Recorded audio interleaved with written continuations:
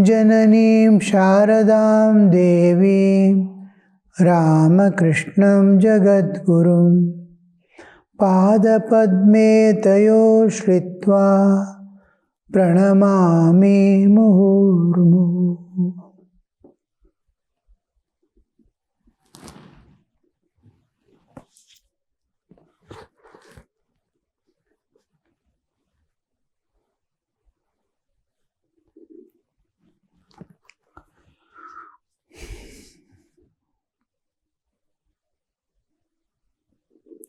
Sri Ramakrishna is continuing.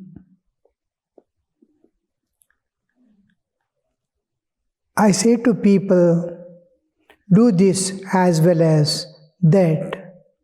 Do the worldly duties and call on God as well as calling on God. The two aspects of life, secular and spiritual, both we have to attend, because once we renounce the world totally with faith and dependence on God, knowing the unreality of this world, then alone God will take care of the entire, whatever is to be attained, whatever is to be achieved by that soul. All the responsibility is totally taken care by the Lord. If you are not totally dependent on Him, if you are not totally have that total faith in Him, that God will not leave me any time. That promise of God, Name Bhakta Pranashyati, my devotee shall never perish. That word, if it is there in the heart, yes, my Lord will not leave me. That firm faith, and then total dependence on Him for everything. If it is there, alone, that is, I am converting my life into a unbroken yajna, sacrifice at the feet of God. So there we see, we are taken fully care, nothing to worry about oneself. He can be thinking of God and serving this world without any his security, unfailing security has God. He is secure forever. But otherwise, holding that I am, I do, I want, kartritva, bhoktritva, these two important things. I am doer, I am enjoyer. This kartritva, bhoktritva, which is associated with the ego, I am, that ego is having these two. That I is there, I enjoy, I do. This is there even in the slight traces. Nature will help, but don't take care. Lord doesn't take care of it. When it transcends that and dependence comes on God, faith comes on God, then only God. It is that God takes care, and it is then that soul renounces. Yes, I have nothing to worry, because God is taking care. Till then, he has to take care of himself, take care of the people who are dependent on him. Not only God takes care of him, but his dependents also. All the family, which are dependent on him, they also will be taken care by God. If you renounce and go away, God will not leave his duties undone. As long as the family is there, he takes care that minimum requirements of all needs, just like all animals and insects are fed and maintained by the nature. In the same way, God maintains, and nothing to worry. Otherwise, keeping a little high, he cannot get the help from nature or God. Nature will help, but not give support. help in everywhere to evolve. But they don't take responsibility. She may give food, she may do everything, but taking responsibility because I is still there. That part, when it goes off, and God takes care of the family and all dependents. Suppose a girl is not married, his own daughter who renounced and went away. It is God's responsibility to get that, see that she is married. Some debts he leaves and goes away. God says that the debts are repaid. Some arrangement, somewhere. You may lose in one respect, but from other respect, other door, it comes in to safeguard. So till then, now when we have not got that total dependence and that we can fully depend on God, be in the house or outside. Many saints you see lived with family, but total dependence and total faith in God. So nothing to worry. Even if he's in family, this one, he is safe. There is no need to. Now what the thing Thakur is telling is, now see, till that stage comes, you have to look after yourself, look after the family. And be still, if ego is there, that I, mine, I don't, attachments are there, then I will have to take care. Then I cannot leave the other part. I will take care, I will be happy with this. Happiness doesn't come. You need spiritual practices, calling on God.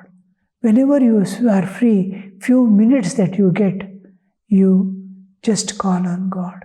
Attend to all duties, offering love and sacrifice for the people who are dependent. So two aspects of life, the secular and spiritual, must go together. Just like science and science and spirituality must go together. Otherwise, the science would be used for destruction only. It cannot do the construction work. You see, whatever we have achieved progress in science, we are utilizing for destruction. Look at the war field. Look at the dominance of forces in the world, present world. All the technologies, developments in computer science and everything is utilized in the war field to destroy. But how many people are using it for? To avoid those things, at least in war and destruction, nobody thinks of. Makes more and more developments in the war field of destruction. And destruction is not because of dharma yuddha. It is greed, and greed for power and position. So how that happens, you see. Science and spirituality, if it doesn't go together. Similarly, we will perish if we don't take the two aspects of life, that is, the spiritual and secular, move together. If we have not renounced, we have to take these two together and move till we come to the maturity where God takes care of everything. I don't ask them to renounce everything. With a smile, one day Keshav was delivering lecture. He said, "O Lord, grant us that we may dive into the river of divine love and go straight to the ocean of Sachidananda." The ladies were seated behind the screen. I said to Keshav, "How can all dive once for all?" Pointing to the ladies, I said, "Then what would happen to them? Every now and then you must return to dry land. You must dive and rise alternately. Keshav and others laughed. Keshav said, we want to dive once for all into the ocean of Satchidananda, the ocean of bliss. Then Sri Ramakrishna is telling, what happens to the family? They will starve and die. Now and then you have to come out. Don't think that you'll be ever there. You have to come out, alternate, then work here, take care of them, again dive. So the two aspects of life must go together. All laughed. Hazra says to me, you love most those endowed with rajas, those who have great wealth and name and fame. If that is so, then why do I love people like Harish and Noto? Referring to Latu. Harish and Latu. Noto.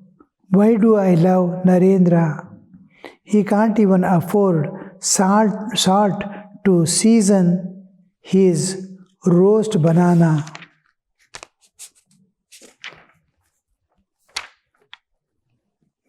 Those are all people. They don't distinguish. Whoever comes, doors are open. Always the saint's thing is, he may not thrust himself into any person's movements, but whoever comes, he welcomes with open heart, open arms.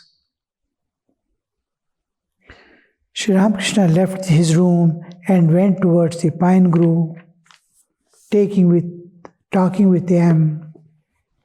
A devotee followed them with water and towel.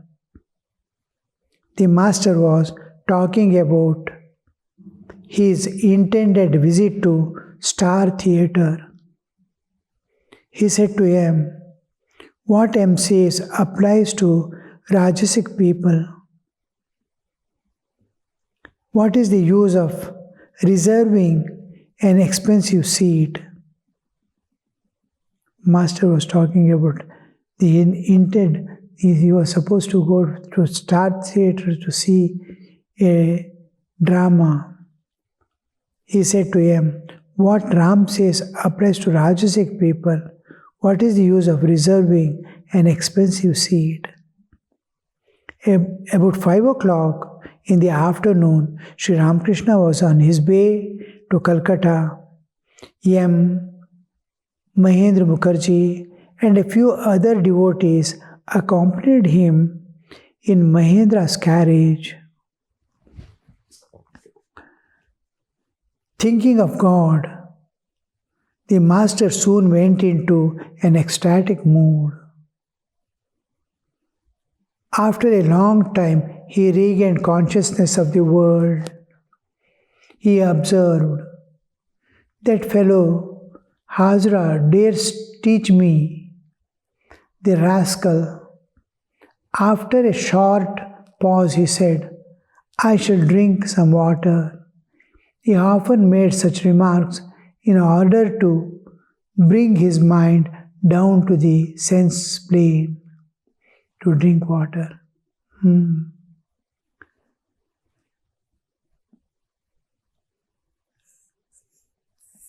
He observed, that fellow Hazra dares to teach me, the rascal. Why is he expressing displeasure? Is because he wants the devotees to be affected.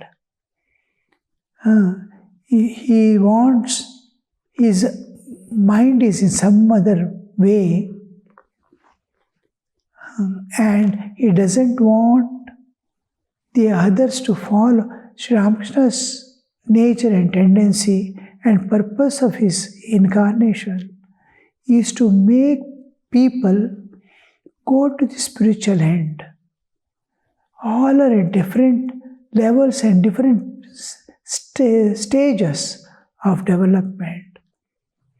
Now, his view is to Advaita for all.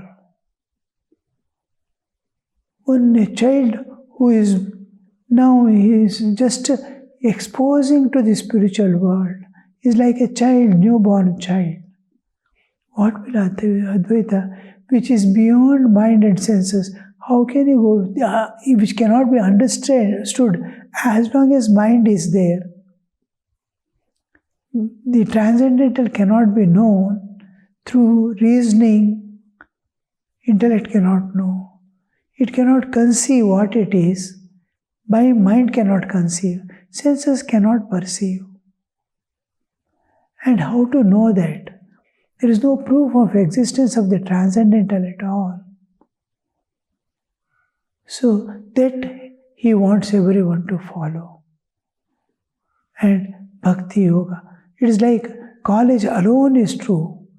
Post-graduation is the ultimate. And college alone is true. All other lower classes are meaningless and worthless. But you cannot go to that, from nursery you have to begin, pass through so many stages to reach that. Sri Ramakrishna, and they are at different places and different stages. How can? It is like a small child and big man and everybody, and he wants a common coat to be stitched for all. The same coat is for the big person and small child. Same coat as they have to wear, one coat for all. That is the nature and structure of his mind. Sri Ramakrishna, he forces Sri Ramakrishna to teach them that. If you are a teacher, teach them Advaita alone, not Bhakti and all this. Each has his own nature. Sri Ramakrishna wants to take them in their nature. Some may be fit for Jnana Yoga, some may be fit for Raja Yoga, some may be fit for Karma Yoga, some may be Bhakti Yoga. He is taking them all in their own path. It is like asking someone to have one subject in the world, and then medical, engineering, so many branches, commerce, why in a city? One path for all. Dissolve all the paths. Like that, it becomes meaningless. You can't, because a person is starting an institution where all education can go on. Somebody is telling him, teaching him, no, let this be exclusively for medical alone. And all others you dissolve. Everyone must pass through this and this alone. All must become doctors only. Something like that. So Sri Ramakrishna is getting annoyed. How he is forcing you, see. Nothing happens. Yet he is expressing and because time is wasted, the mind of the sadhakas must be set to a particular thing. Interference of unwanted interference, arguments, discussions, time killing.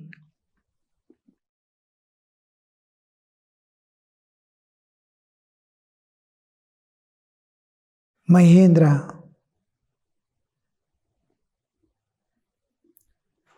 To M, may I get some refreshment from here? From him, Mahendra is asking M, may I get some refreshments from him? For him, for Sri Ramakrishna. M, no, he won't eat anything now. Mahendra took the master to his flour mill located in Hathibagan. After a little rest, Sri Ramakrishna was to go to the theatre. Mahendra did not care to take him to his own house, for master was not well acquainted with his father. Priyanath, Mahendra's second brother, was also a devotee of the Master. Sri Ramakrishna was sitting on a cot over which a carpet had been spread and was engaged in spiritual talk. Master, to him and the others. Once, while listening to the various incidents of life of Chaitanya, Hazra said that these were manifestations of Shakti. Again I read, Master to him and others. Once, while listening to various incidents of life of Chaitanya, Hazra said these were manifestations of Shakti and that Brahman, the all-pervading spirit, had nothing to do with them. But can there be Shakti without Brahman? Hazra wants to nullify the teachings of this place. Referring to him. What is teaching? He wants to contradict. I have realized that Brahman and Shakti are identical, like water and its wetness, fire and its power to burn. They are inseparable. Consciousness means, conscious Chaitanya means, always it moves with powers. I am conscious means, I have powers to choose, power of volition. I can act, power of motion or creation, action or conation, movement. I can move. I can cognize, recognize, understand. Power of cognition, power of volition, and power of conation. I always have if I am conscious. If I am unconscious, I cannot have. Consciousness always moves with its own power. So, power, there cannot be consciousness without power. I am not conscious and I don't have any power, it won't be there. And power cannot exist without consciousness. They are inseparable part, like obverse and reverse of the same coin.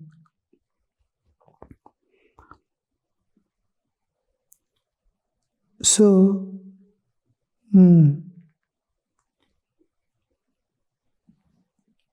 I have realized that Brahman and Shakti are identical, like water and its wetness and fire and its power to burn.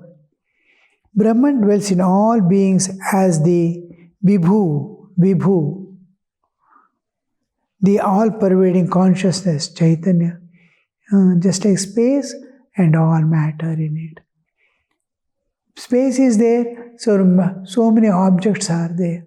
If space is not there, objects cannot be there. And space pervades everything, therefore they exist. So, space has not only given room for all objects to exist, but it pervades every object and gives existence to it. Otherwise, it cannot exist. Two aspects of space is it gives room and pervades the object. Like that, Chaitanya, Vishwa Chaitanya, pervades all objects and all lives. Pervades. Therefore, all existences are dependent on that. God pervades and gives existence to all that exists. One cosmic Chaitanya is pervading. The all-pervading consciousness, though its manifestation is greater in some places than others,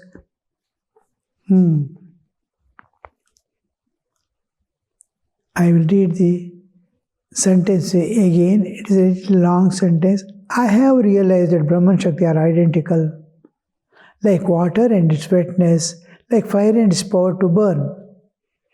Brahman dwells in all beings as the Vibhu. Vibhu is all-pervading, Vibhu. And the all-pervasive consciousness, though its manifestation is greater in some places, consciousness pervades everything, every object. Some places its consciousness manifestation is more. some the consciousness is less. Now, where there is consciousness is more, he will be more conscious. The expression of consciousness through matter is life. If little less is there, dull person, more consciousness, bright person. If consciousness is not there, it is matter alone, dead body. Consciousness, expression of consciousness through matter, the body, is called life.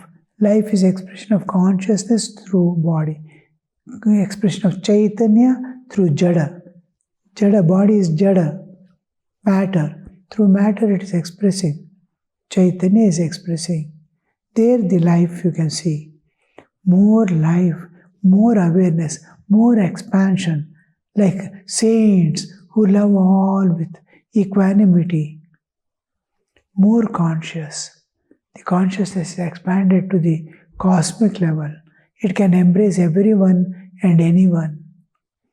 That expansion. It is more somewhere, less somewhere. Hazra says further that anyone who realizes God must also acquire God's supernatural powers, that he possesses these powers, though he may or may not use them. The Hazra's concept is that if an enlightened soul is there, he must have powers, occult powers. Now he can destroy someone at will. He can create some certain things at will. He can do some magical plights, like disappearing. All these powers he must have. Yes, one must have control over the supernatural powers, all love.